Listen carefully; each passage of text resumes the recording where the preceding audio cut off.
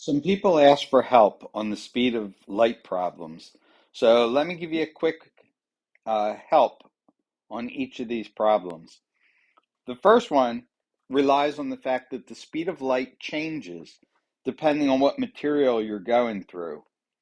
The standard speed of light in outer space, where there is no material to slow it down, is 300 million meters per second. When light goes into other materials, you take your index of refraction, which is on your purple sheet. You look up the material, and for water, the number is 1.33. And all you do is take the speed of light in outer space, you put it on top, you put the index of refraction on the bottom, and your answer will go in here. You should find the speed of light gets slower as the index of refraction gets higher. Okay, the next one, we actually want to use the speed of light to do a calculation. So we're sending light through a fiber optic cable. This is how you get the internet and cable TV to your house. They send it as a light signal through the fiber optics, and that's where we get the term FiOS, fiber optics.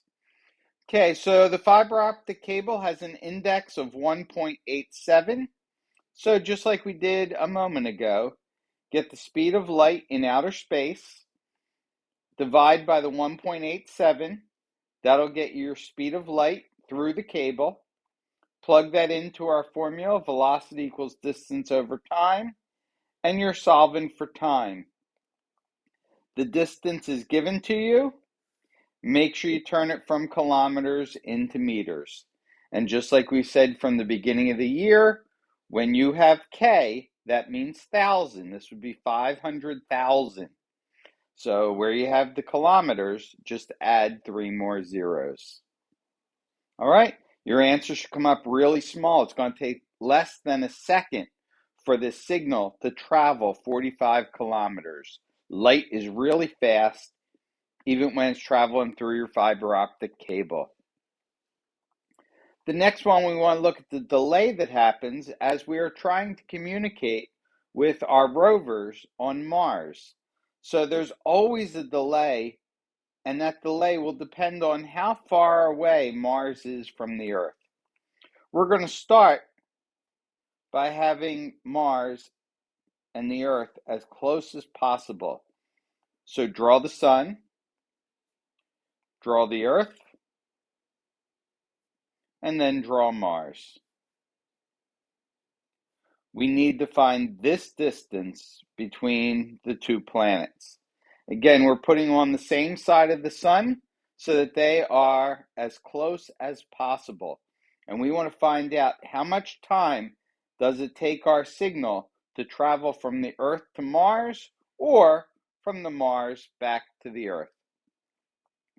Okay, so the way you're going to do this is you're going to use your planetary reference sheet, find how far it is from the sun to Earth, find out how far it is from the sun to Mars, and then the distance we want will be the difference between those two.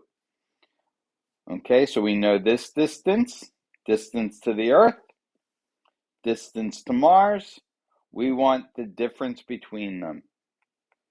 We're then going to plug our numbers in. Since we're in outer space, we can just use the normal speed of light.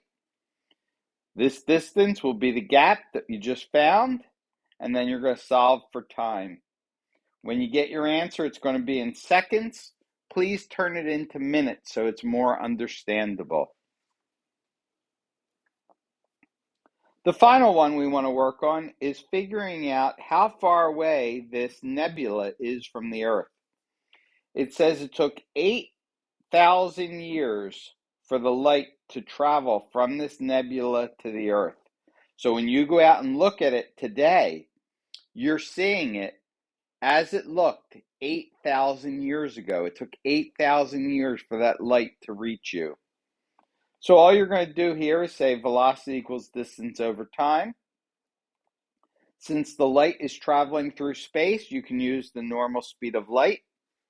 For time, you're going to plug in 8,000 years, but make sure you turn it into seconds. and you're solving for how much distance there is between this nebula and the Earth. I hope this helps you out. Make sure you show all your work, draw pictures where necessary. If you have any other questions, just email me and let me know.